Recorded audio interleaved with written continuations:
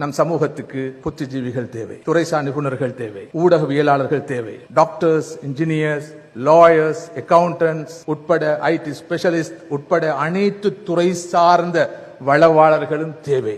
குறிப்பாக மீடியா துறைக்கு நிறைய பேர் தேவை. இதில் இரண்டு கருத்துக்கு இடமில்லை.